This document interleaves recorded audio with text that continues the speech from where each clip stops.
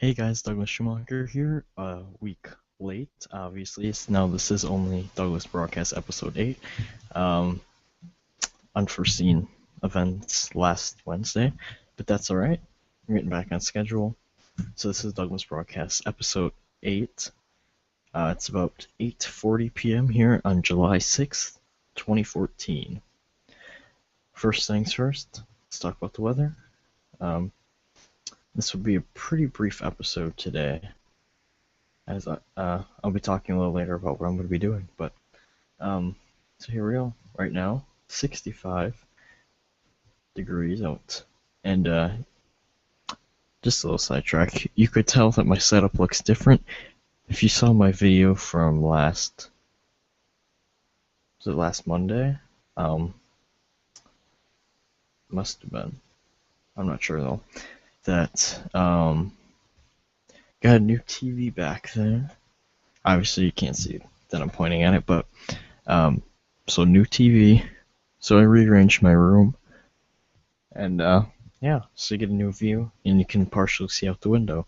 Update on temperature: 62.4 degrees at the reporting station at the Taylor County Airport, and clear skies. Today we get up to around 78. I would call it partly cloudy. There were some clouds this afternoon. Humidity pretty high, 90%. Even for this time. Pressure high, obviously. High pressure system in the area. And as we look at the regional regional radar, we see a large storm complex to the south of Wisconsin. Heavy rain in northern Missouri, Kansas today. So we're staying high and dry up here in the far upper Midwest. Let's take a look at the forecast the next couple days. Thursday, so tomorrow, almost identical to today, 78, and clear with some clouds in the afternoon. Pretty much the same once again on Friday, 79, clear with clouds making an appearance in the afternoon. Saturday, a few more clouds, get up to around 79. Sunday, 79, clear with, of course, some clouds. Monday is finally where we're going to see a change in the pattern. It'll be 79 with, about a 30% chance of showers and thunderstorms, especially in the afternoon. Tuesday, 76 and partly cloudy. And next Wednesday, 77 and partly cloudy. So, really quite a boring forecast the next 7 days. And kind of ends the active pattern that we had the last week. Was it 2 weeks ago? 2 weeks to about a week ago, where it rained pretty much every day. And now we'll have a pretty dry week, with the exception of Monday. So, that's your forecast for Taylor County. And that concludes this weather segment. I'll be back in a few minutes. Oops, just one. There we go. I'll be back in a few minutes with the technology portion. Thank you. Alright. Accidentally opened Spotify there.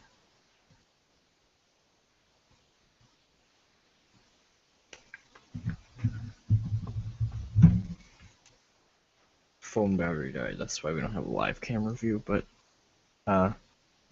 so pretty boring out there. A few clouds in the southern sky. So now my camera is facing to the south.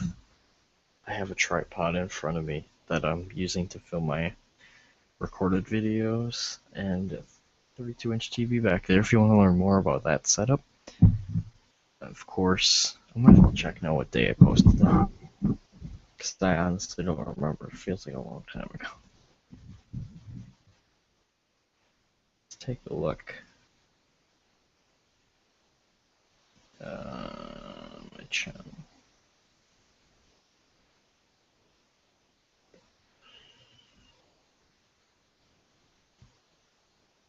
It's been Friday.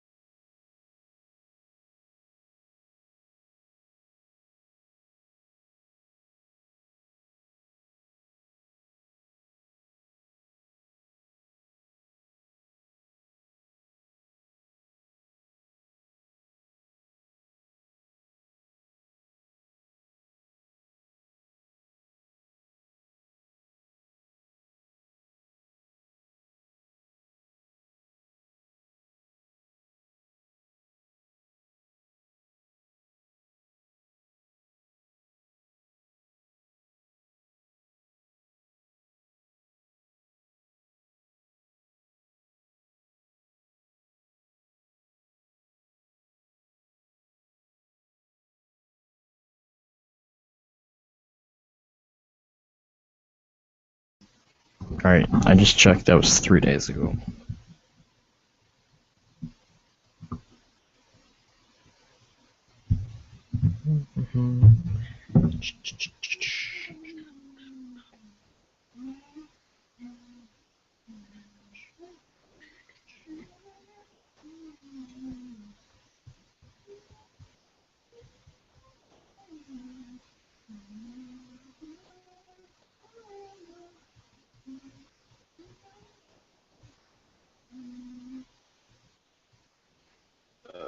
Okay.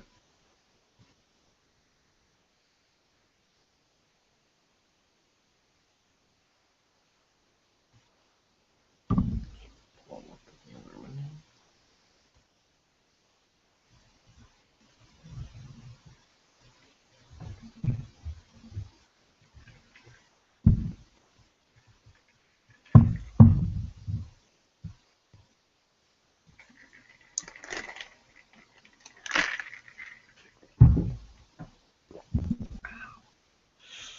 Okay, here we go.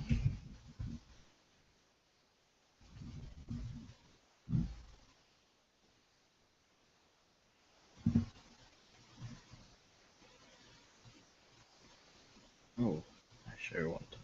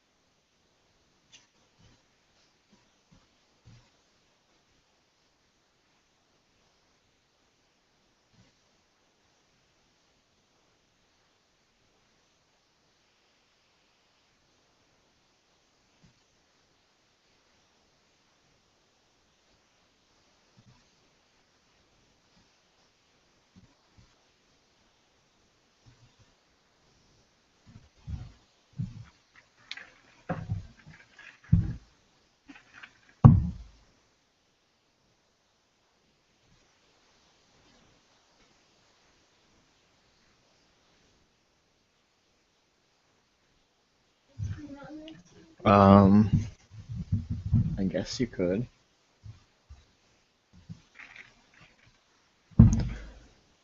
This week's broadcast is partially brought to you by Contigo water bottles with their patented auto seal technology. See, take a look. Press the button.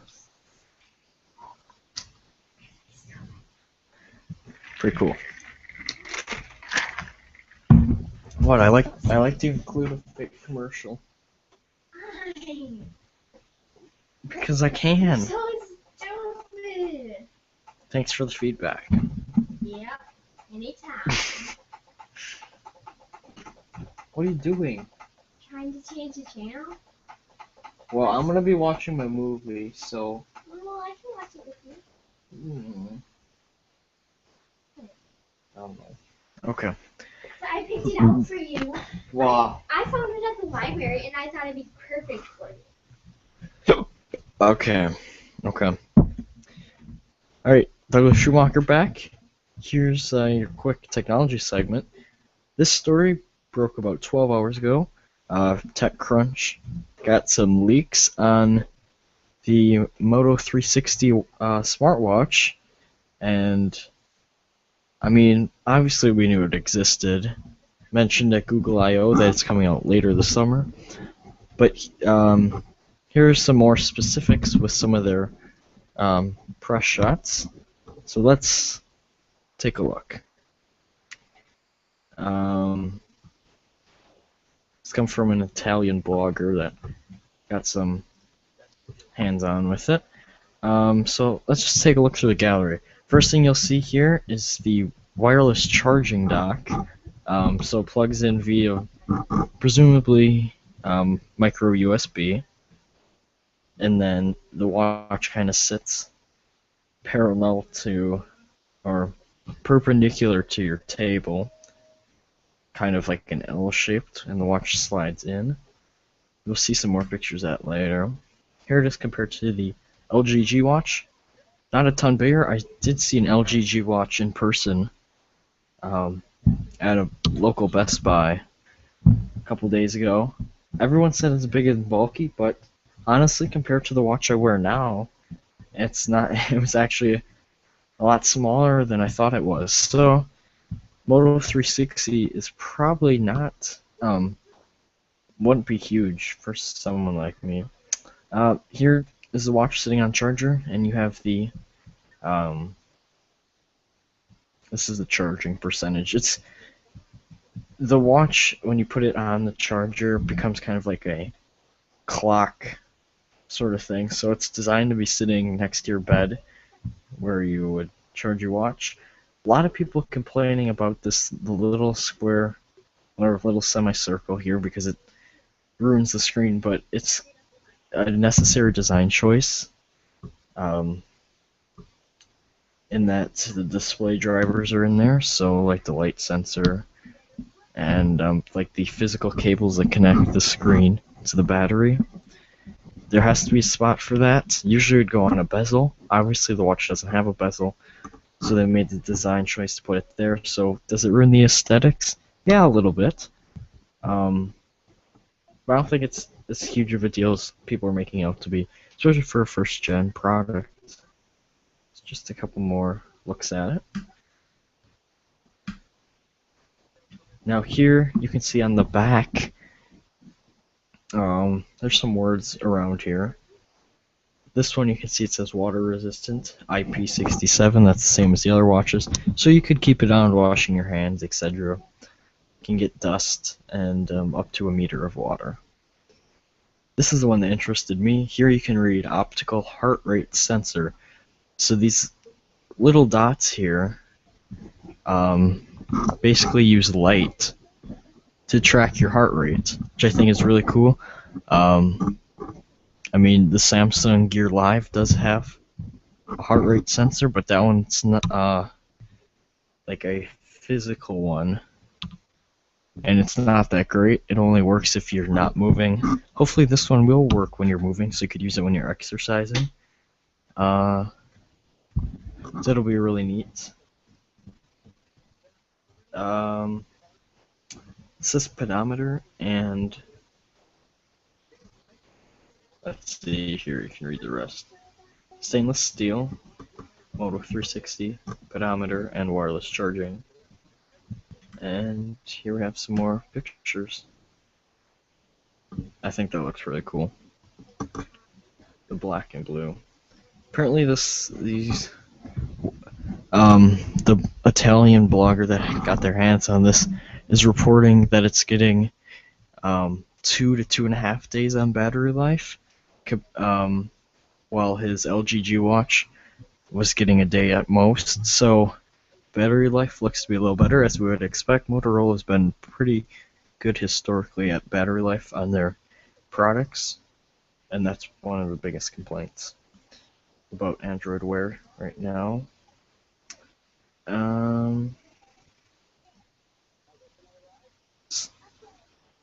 People are thinking it's going to be coming to the market in the next month. The rumored price is $250.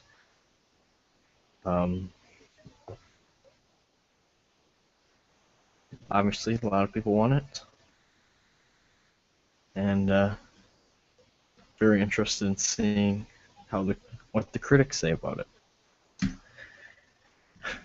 This is a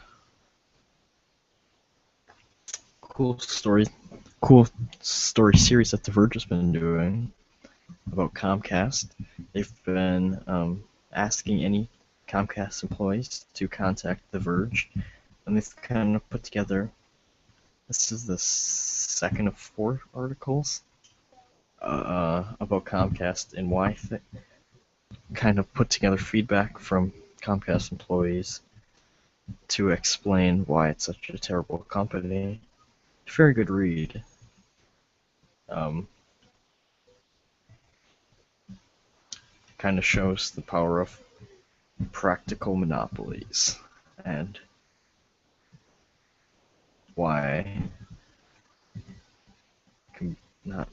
it's such a terrible thing, especially not only for the customer but also for the people that work there. So, that's it for this week's episode of Douglas Broadcasts. I'm going to be watching The Internship. What's that mean? Hi. Anyway. I'm gonna watch the movie! Yep, we're gonna be watching The Internship right now. It's the kind of movie I want to see for a while, so that's what's going on. Other than that,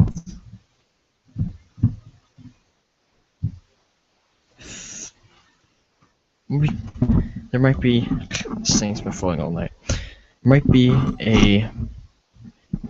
actually I should have a video coming out on Friday, and I'll be good. So, thanks for watching this broadcast episode 8. I'll be back next Wednesday, 8 p.m. See you later.